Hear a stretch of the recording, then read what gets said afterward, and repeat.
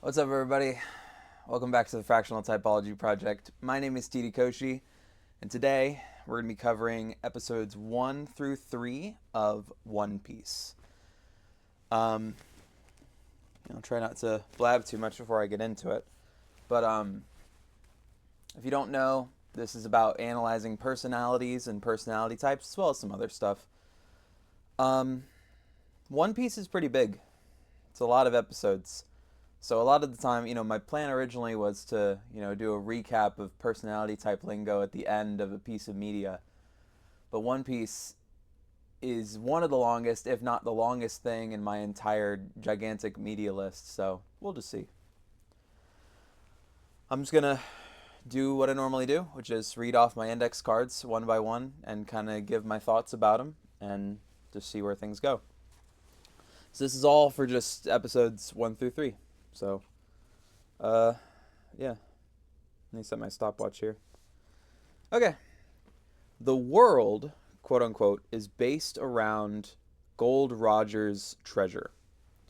So the intro starts off basically saying, like, Gold Rogers is the king of the pirates, and him getting executed and leaving his treasure in one piece somewhere has triggered a great pirate era where basically everybody is trying to hunt down this treasure.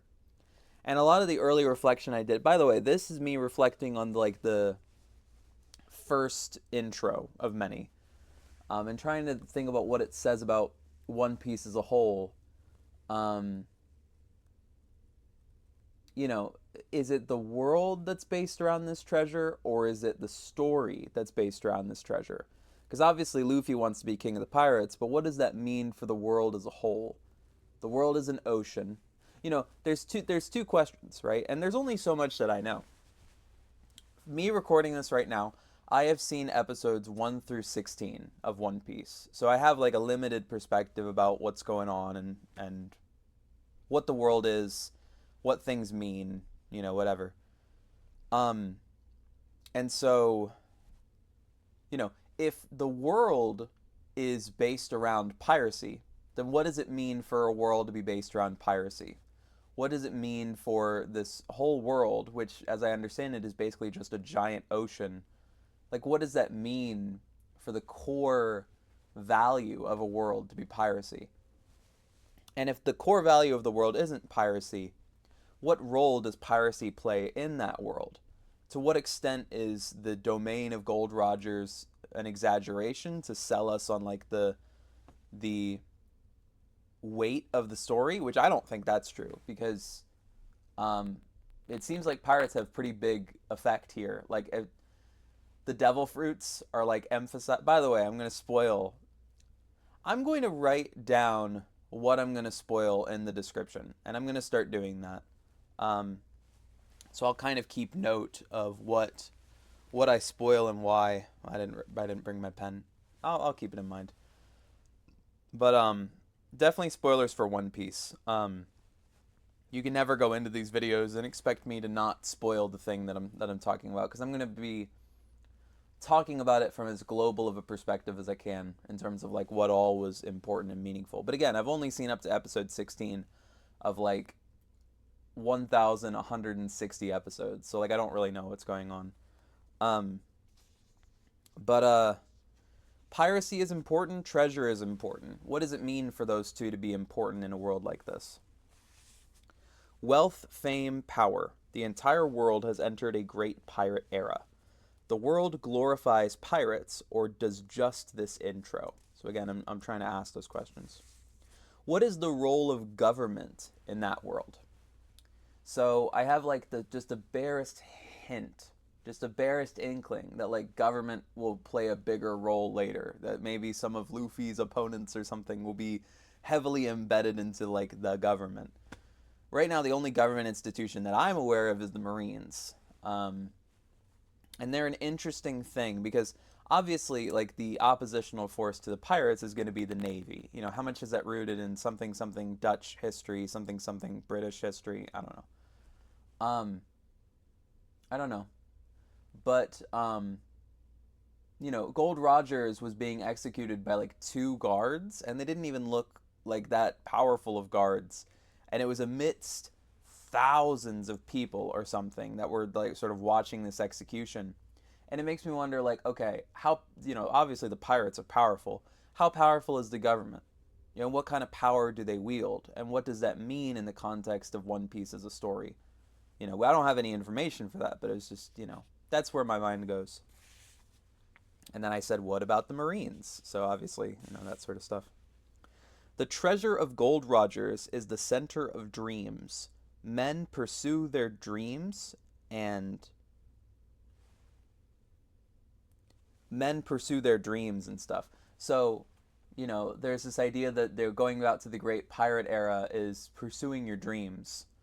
Um, it might feel like a redundant question, but it's really not. I feel like even from the little bit of One Piece that I've watched, like, what does dreams mean to people? Obviously they're going after treasure, and treasure means money, but money doesn't buy happiness. A lot of the early episodes that I've seen so far of One Piece are very much about, what is your treasure? And this idea that like just pursuing gold and riches, what the intro terms as wealth, fame, and power is not a sufficient thing. Um, and part of me wonders, bringing that back to Luffy, which I think I bring up later, Luffy wants very much to be king of the pirates, but does he want the wealth, or does he just want the title of being king of the pirates? What is Luffy after with that conviction, where he's decided that he's going to be king of the pirates? And I still don't know that yet, like why he wants that. Like obviously he wants to prove to Shanks that he can. He just wants to prove that he can handle the fight. But what is Luffy after? Is he after the fight? Is he after justice? I feel like Luffy cares a good degree about a lot of people, about good people.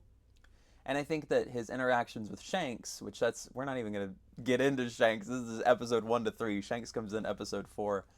But I feel like Luffy has a real emphasis on good people and supporting good people based off of what he's doing. And so like the intro sells wealth, fame, and power, but I don't even know how much Luffy cares about those things.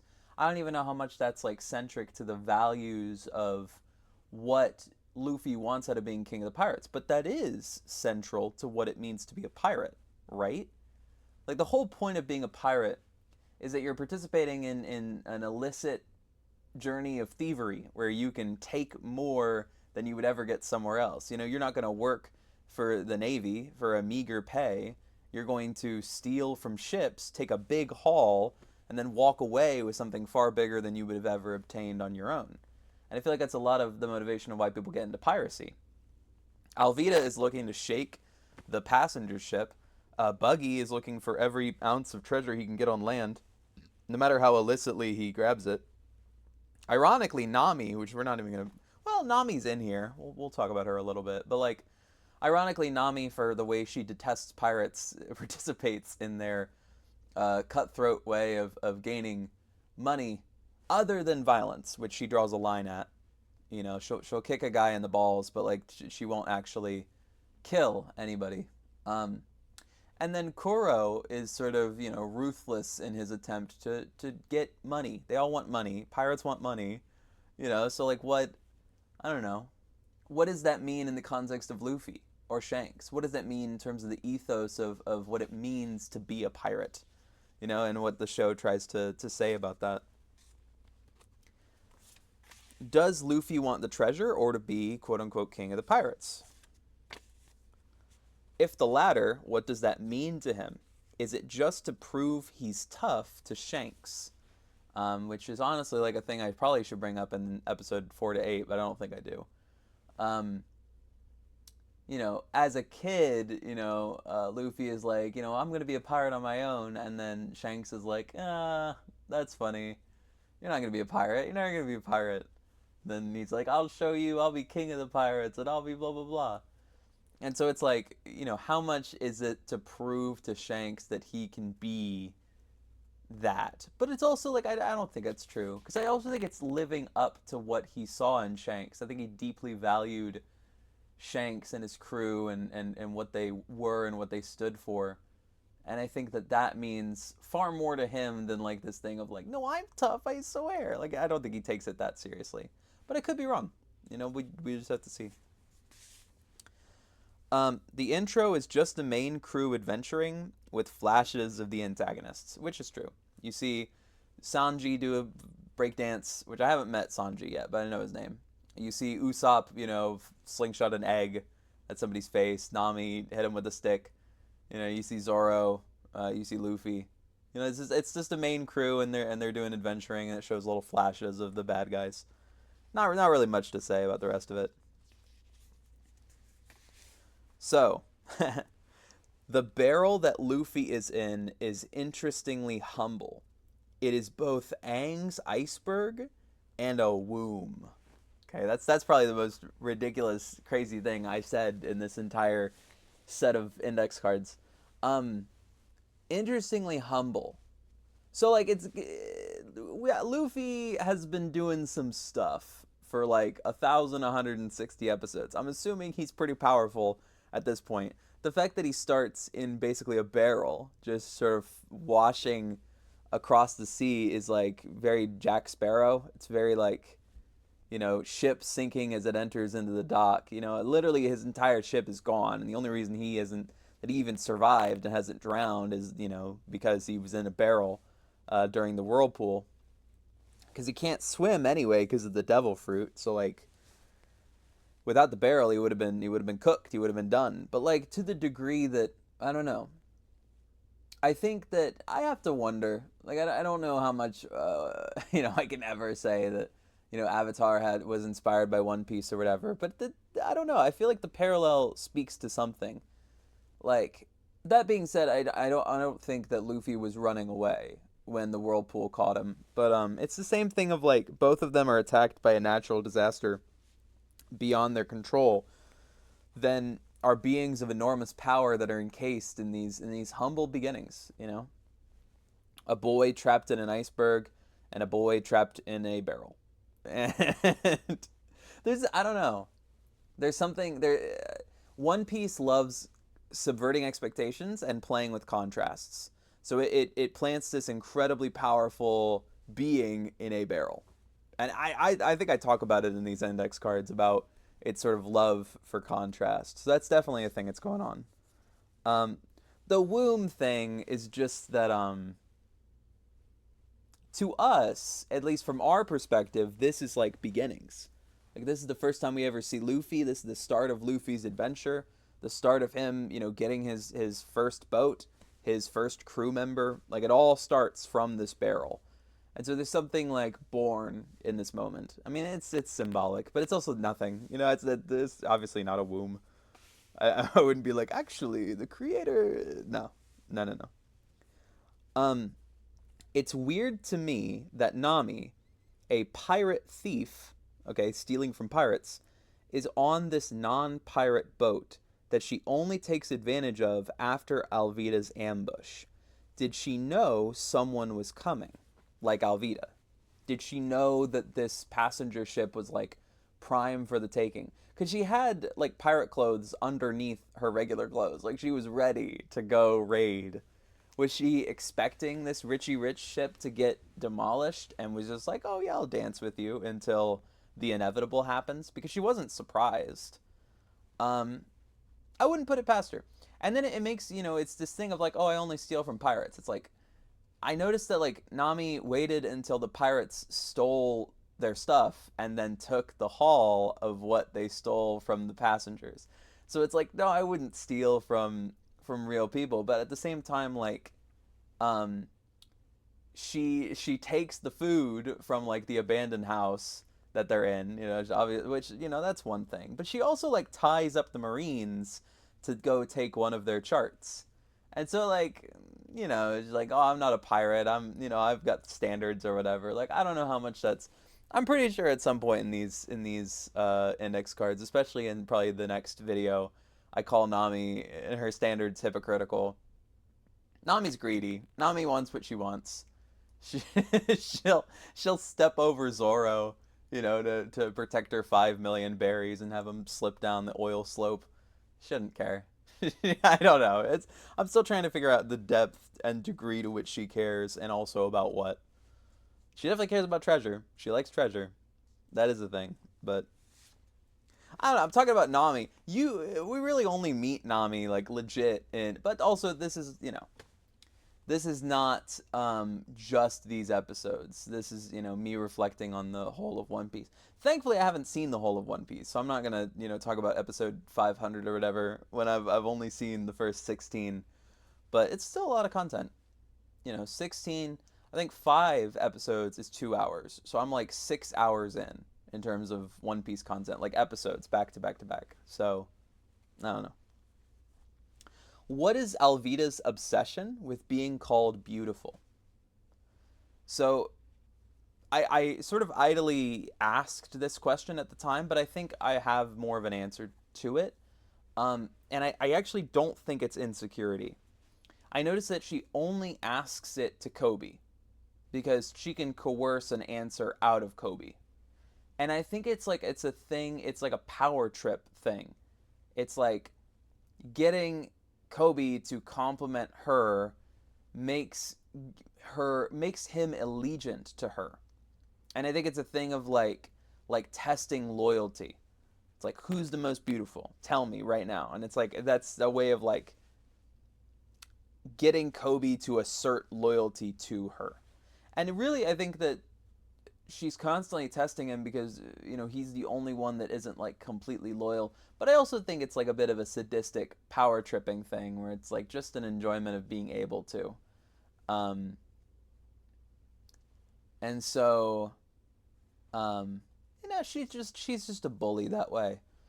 But I don't think she's ever looking for like Kobe's genuine admiration or whatever, because I think if she was looking for validation in that kind of way, she would pursue things differently.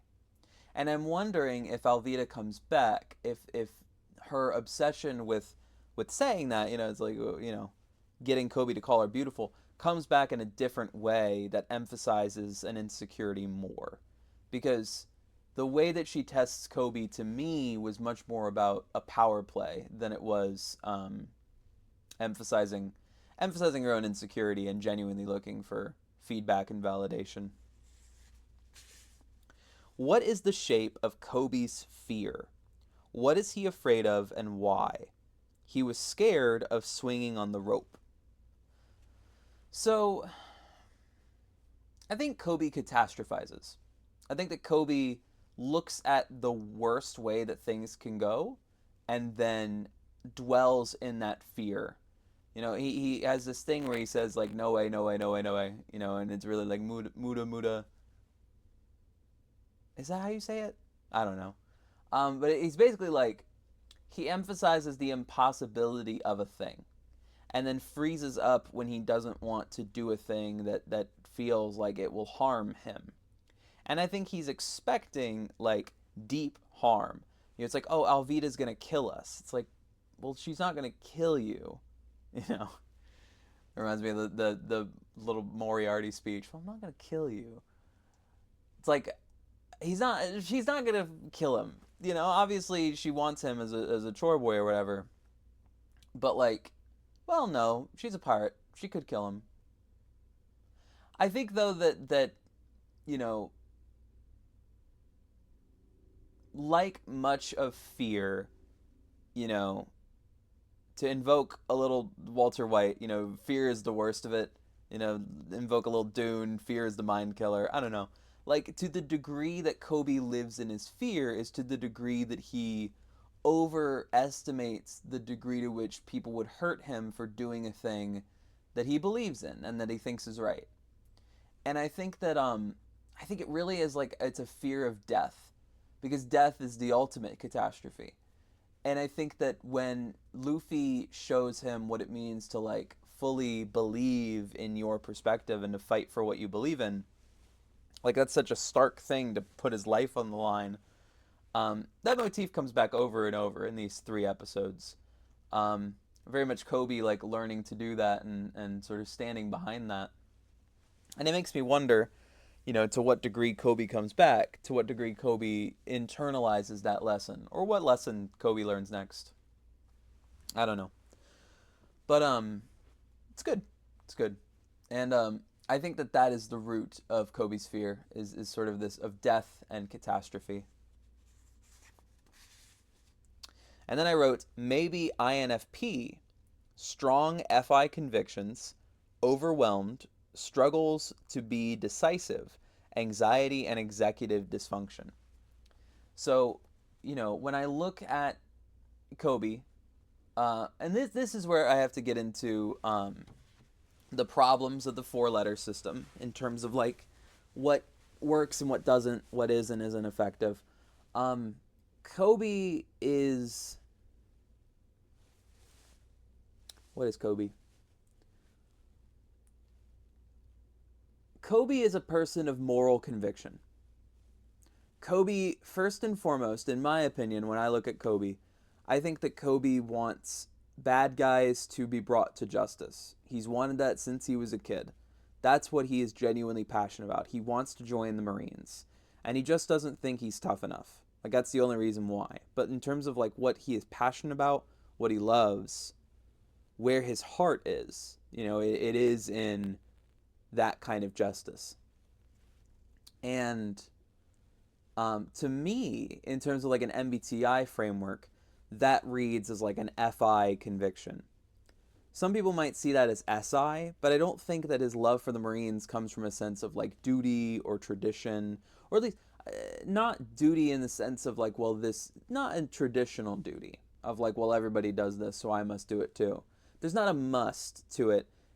It's a must in the sense of what he believes in. His personal moral and ethical convictions are what leads him to um, do what he does, and those are personally held. Um, and so that's, I think, the center for Kobe. And I think that Kobe is not blunt in the way like an SENI user would be, and is instead, cautious and organized in a very like any SI kind of way. And then his issues with sort of pulling himself together and moving forward decisively ring of like inferior TE. So I think there's like a rhythm, a rhyme or something to the idea of INFP for Kobe. But I also want to caution the way that personality type narratives can like consume a character. So you could see those parallels I'm talking about, but I don't want to say it too strongly.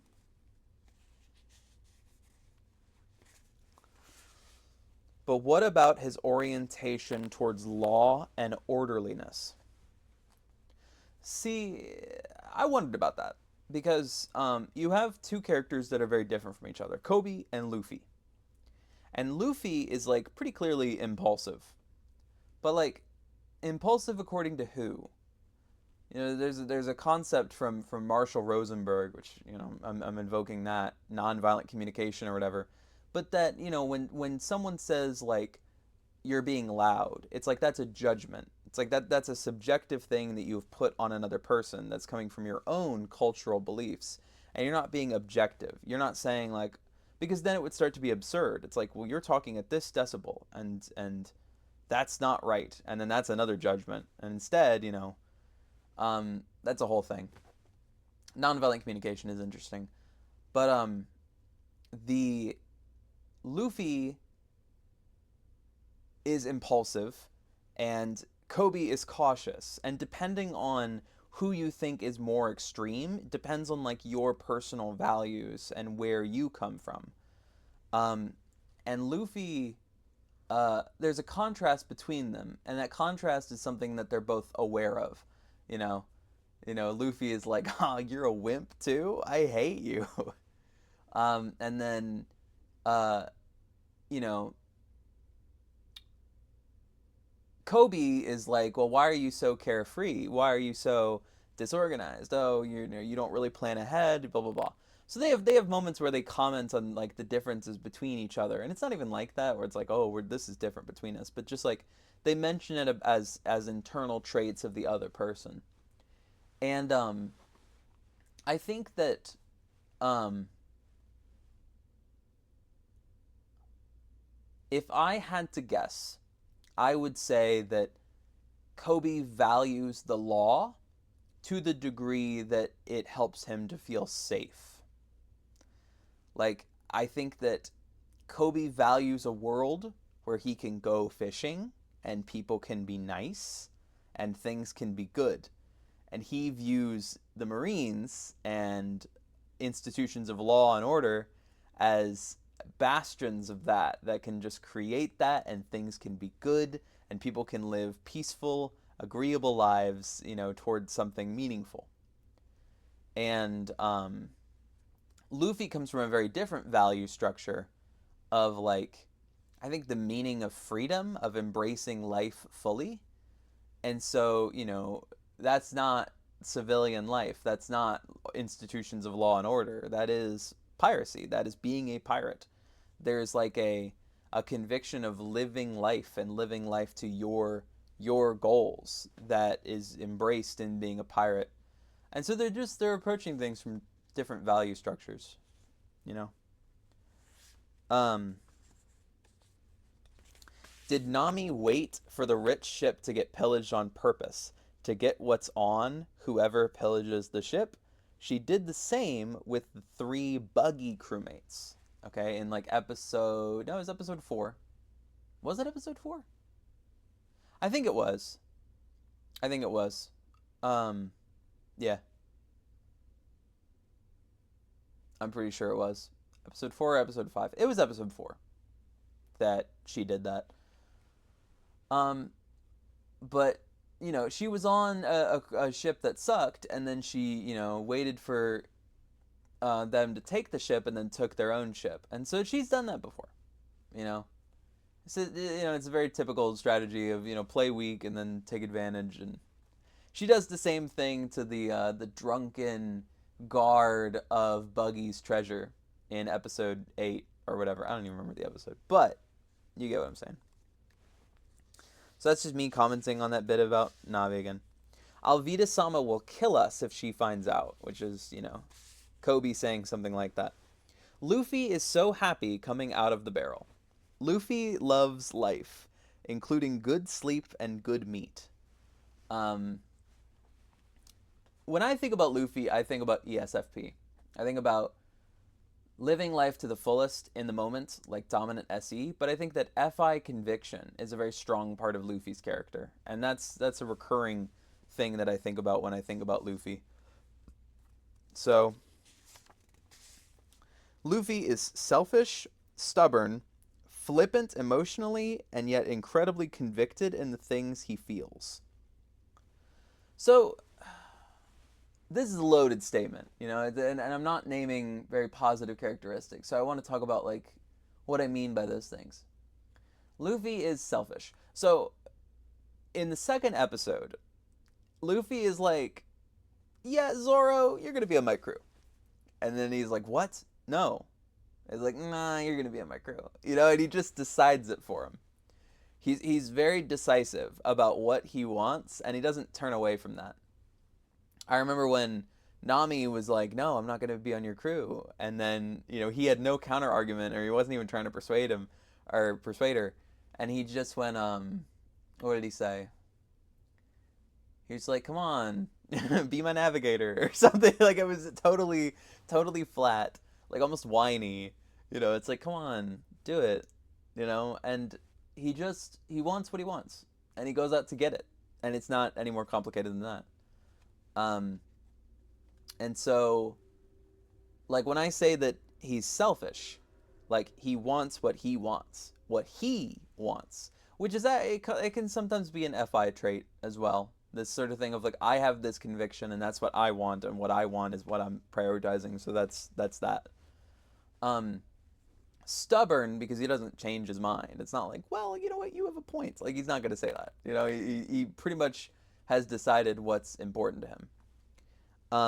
Flippant emotionally, like he sees the guys and he's like, "Why are you sleeping there? I'm hungry," and then he is fully focused on getting food, and to the degree that he doesn't like a big reason why I think I said selfish is like the the the guards, the other crewmates of Kobe, the pirates, the enemies, whatever, they're talking to him. They're talking at him, but he can't hear them and he's not hearing them.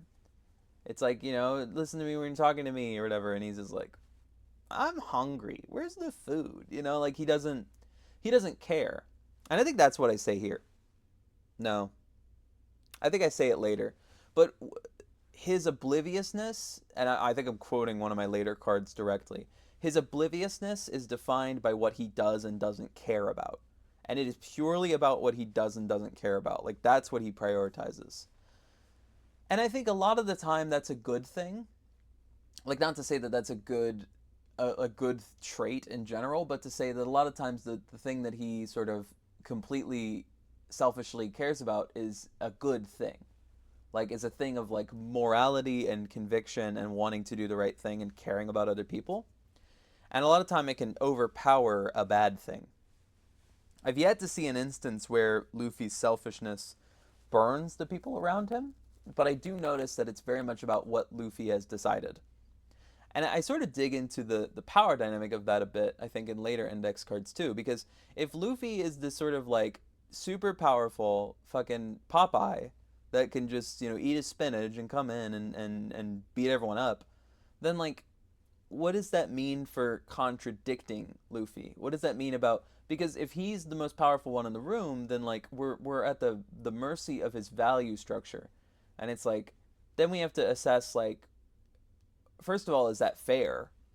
How much does fairness even matter in a world of pirates? I think about like Brendan Lee Mulligan and the sort of the was it Bill Seacaster, the dad of Fabian Seacaster? This idea of like um, laws as suggestions. That the powerful can override or something, or that laws are the ways that the weak try to govern the powerful, or something like. And I wonder how much like the conviction of Luffy is its own belief, and then how much we can trust Luffy then to make the right decisions given the amount of power that he accumulates, and like the morals and ethics of all of that. Um, Again, if this world values piracy, then what does that mean? For like who gets what power and meaning and all this stuff. Which it kind of reminds me of like the natural politics of like Dungeons and Dragons, because you have adventurers, and these adventurers are going to be disproportionately more powerful than most of the regular people. And so, what does that mean to occupy that kind of world? What does that mean for people like Luffy to be making the big decisions? And to what big decisions does Luffy have the ability to make? And that's sort of a thing that comes up later, because in these skirmishes, Luffy can do as much vigilante stuff as he wants, but then, like, how does that pan out in the longer term? So, yep. His obliviousness is rooted in the things he cares or doesn't care about. So, literally quoting that verbatim. Kobe labels his reactions, Luffy. Kobe labels Luffy's reactions as carefree. From what does Kobe derive his own care? Caution? Is Kobe organized or just anxious? And I sort of circled and underlined anxious because I think that's the center of it, is catastrophizing.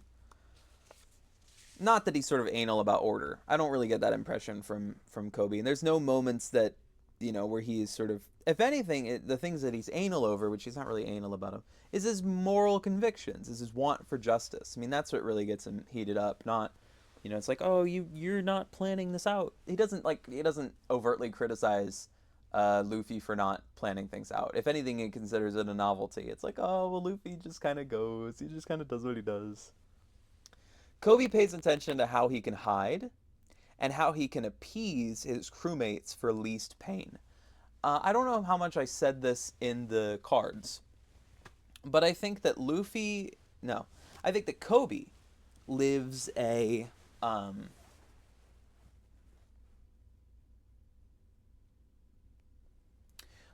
I think that Kobe lives an unactualized life.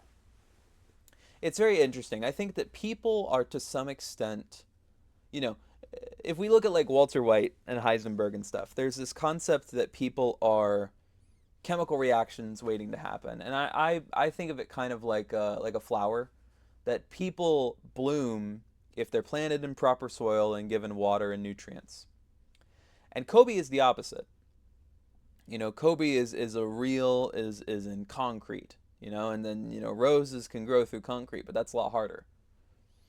Kobe is not in an environment that supports him to be the best version of himself. Instead, the best version of himself and the best parts of Kobe are stripped out by who has control of Kobe's environment.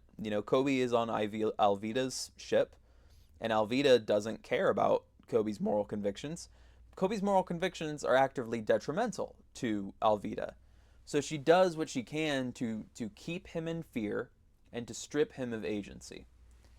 And the things that Kobe does, he pays attention to how he can hide and how he can appease his crewmates for least pain. You know, Hiding is like a physical way of isolating from Alvida and the rest of the crew. And playing these political games of like, oh, what do I mean by that? So like, he's looking for a barrel of rum or whatever, and he's not really. He's just like, oh, I can hide here. And then it's like, oh no, I was gonna bring this barrel back so that Alvida would be happy, and it's like, he's just making stuff up. He's making stuff up to like mitigate the amount of pain that he might have to endure. Um, and he does that because that is another form of isolation. And Kobe needs to isolate because his current environment sucks so bad for what is alive in him. And I think a lot of this story is like, yes, him learning to embrace like his true beliefs and learning to stand for them, but also, Luffy giving him the permission to. Like, you know, without Luffy's help, if he had just stood up to Alvida, he would have put his life on the line, but I don't think he would have escaped. Um, and being at the Marines base now, he can legitimately take the time to, develop himself, having learned that lesson, but, taking that from the way that Luffy saved the day, which is an interesting thing in and of itself. It's like, well, to what degree did Kobe need Luffy to get him out of that position and to get him into a decent one? It's an interesting question. So, Kobe in his current state is unactualized. And I think that Kobe in the Marines has a much better chance of being the kind of person he genuinely wants to be. Yeah. Kobe's current environment does not allow him to become. So it's the next card I wrote. He has a nervous tendency to repeat no way and emphasize the impossibility of something possible. Catastrophizing, question mark? Or is that Luffy, or is it that Luffy has insane delusional goals, not mutually exclusive? That's why I brought up the nonviolent communication thing, because Luffy and Kobe are deeply opposites, and who you think is and isn't out of line depends on your personal values, in terms of like where you think the appropriate balance is between the two. Um, Catching bad guys is my dream, which I wrote down for Kobe. Alvida makes Kobe compliment her more than anyone else. Is it eliciting compliance? Luffy is strangely tough and resilient. How much is he just a fighter or has rubber resistance? I've wondered this. Like how much is... But I don't think they're mutually exclusive. I think that Luffy has always been kind of resilient and willing to take on challenge. And I think that the rubber, the gum gum fruit has just sort of exaggerated that natural capacity. It seems much more, how dare you be insubordinate, than I'm not pretty. You damn pipsqueak, Alvida. So again, emphasizing like her reaction isn't like, what, I'm not pretty? You take it back. You tell me that I'm pretty. It's like, you damn pipsqueak. It's all about power with Alvida and her relationship with Kobe and her eliciting those kind of beauty comments. He's been caught because he's a bad guy, Kobe says about Zoro. Interesting how they frame Zoro as bad initially. I think it's a way of framing him as intimidating and powerful. But I also think it's, again, One Piece playing with expectations and subverting them, which I think I'd say here. Sometimes I think One Piece loves subverting expectations. Nami is normal? Nope. Alvida is tough? Nope. Zoro is evil? Nope. It likes to be fun and interesting. Toss things up a bit. Um, Luffy only wants Zoro to join his crew if he's a good guy. That's an initial thing. It's like, oh, I want to see if he's a good guy. It's like that matters a lot to Luffy. And I think that says a lot about Luffy's values.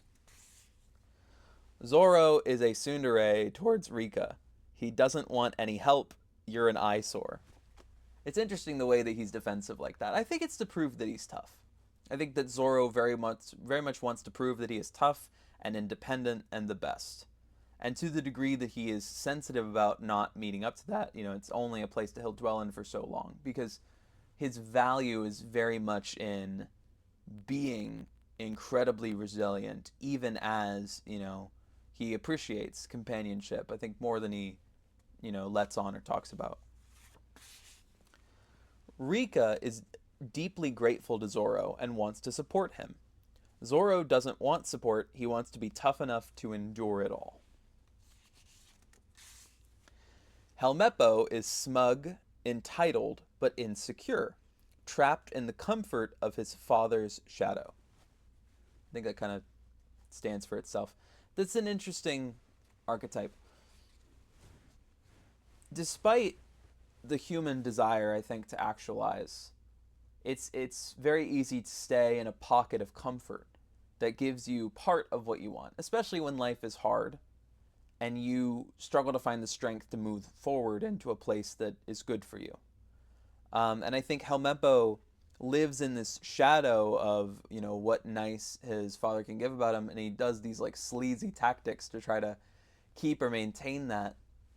But, to the degree that, what else is he supposed to do? It's like he lives in his father's like restrictive shadow, in terms of like, well, I am the special one here. And so he's sort of forced into this position of, I am Captain Morgan's son. And that becomes like one of the most important parts about his identity. So no wonder it starts to shape around that, given the incentives.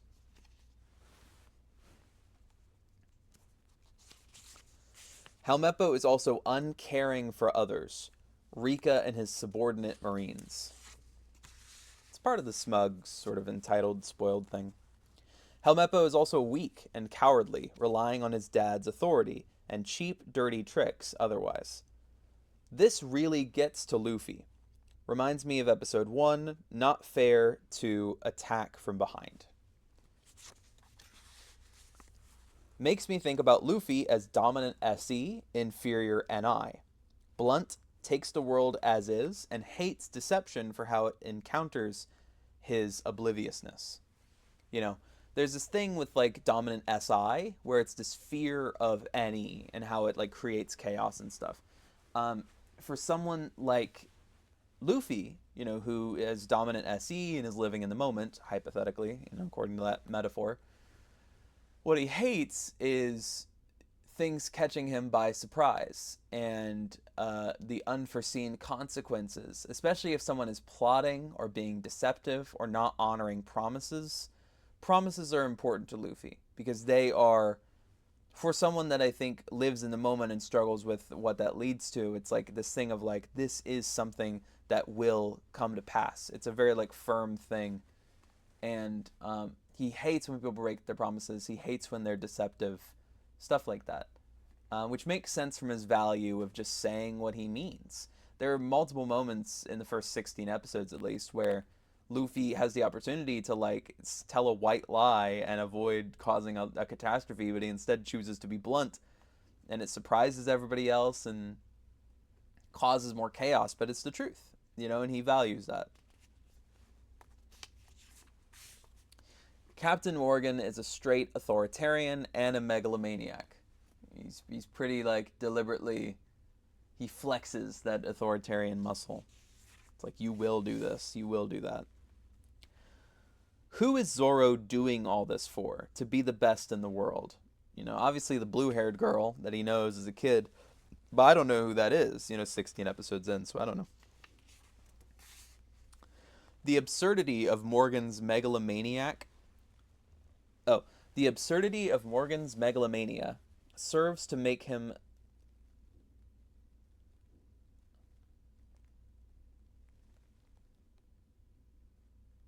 Sorry, I wrote this wrong. The absurdity of Morgan's megalomania serves to make him unsympathetic. I wrote sympathetic for some reason. He's not sympathetic. The absurdity of Morgan's megalomania serves to make him unsympathetic. One Piece will butter its heroes and villains this way, where it will represent characters in positive and negative lights in order to color the way that you feel about them. I could pretty much tell, like, okay, we're this is the hero. We're going to see a way that they are, justified and sympathetic. Even like Kobe describes how Luffy punched Helmeppo in the face to Zoro, and Zoro's like, oh, he's a good guy. And there's like an emphasis, right, in terms of like, well, this is the person that cares about the right thing, and this is the person that's being shitty. And then the shitty person gets their just desserts, and then the good one, goes forward and gets what they need, gets the good thing. Nami is hypocritical. Nami is hypocritical in the pursuit of her dreams. She'll exploit passenger ships and tie up and steal from Marines to get the gold she desires. Luffy cares about and protects his friends. Kobe, he says, panicked, seeing the guns pointed at him. There's this like split second as he's looking out the window of Helmeppo's room. Where he's like, Kobe!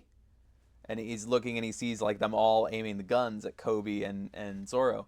And I think that's really sweet that he says Kobe. He doesn't say Zoro. It's like, because Zoro is the one that he wants on his crew. His goal is to sort of leave Kobe to go, be a pirate. But it's like, it's Kobe's the one he cares about. It's a testament, I think, to their friendship. Which Luffy does consider him a friend, and I like that Luffy values friendship too. It's a nice thing. Move and you're dead. Does Zoro try to be intimidating? How does that work? Like when I think it's a thing of like, I don't know, it's a thing of like firm boundaries and threats. And why does Zoro lean on that? Like, why is that a place that Zoro goes? That's another question. I don't really know the answer to offhand. Why does Zoro do that? I don't know. I don't know. It's a good question. Could be a lot of reasons. Morgan reminds me of Poseidon from the Epic musical, all about ruthlessness. Morgan is very much relentless in the pursuit of uh, his own authority and flexing that. And I think that's an interesting concept of like the corruptibility of that, because apparently, a little bit of a spoiler, I just found out today that Captain Morgan was hypnotized by Django into being this kind of ruthless character. And so to what degree is that, to what degree can a delusional persona grip someone to that degree? What does that say about megalomania and authoritarians who embrace it in that sense? How does that reflect back on like an example like Poseidon? Because actually there's a lot of things that remind me about Poseidon, about Captain Morgan. It's like they both have son issues. They're both super ruthless, but not, for like personal, taking on anything, but like as a way of like maintaining a kind of like societal reputation. I don't know. It's an interesting comparison. Nami does apologize to the Marines though after tying them up. Weird. Um, yeah, I don't know. Nami's values are interesting. I don't know. She wants to take the treasure and to get what she wants, but she doesn't want to hurt that many people as she gets there. So as much as she can like chop it up or rationalize, but make no mistake, she wants the treasure. So whatever rationalization she comes up with, or whatever she tries to like hastily patch up while she reaches for the treasure, she wants the treasure, and that's like her top priority. Buggy loves being flashy. I've flashily taken the chart. He's just insecure. which I'll save you from me talking about Buggy. I'll talk about Buggy in the next series of cards. Zoro's values are interesting. He treats things with a smug irreverence, like, okay, whatever. Like the world is a thing to conquer. I'm still thinking about the intimidation thing. I don't know. I don't know about the intimidation thing, but I do think there's something with that for Zoro. Because I think that Zoro wants to be bigger than the world. I think Zoro wants to take on all the challenge in it and emerge victorious. And I think there is this, like, okay, bring it on kind of attitude that Zoro takes to almost anything and everything, from what I've seen. Like he's chronically done with all the ways the world gets in the way of his one pursuit. Which is again this thing of like, okay, I confront the world, I come out victorious. And that's like the loop that he's sort of in consistently, and it colors the way that he interacts with the world. I swore to a certain man. Is Luffy convicted in the weight of a promise? Is that why he's, going so deeply after being king of the pirates?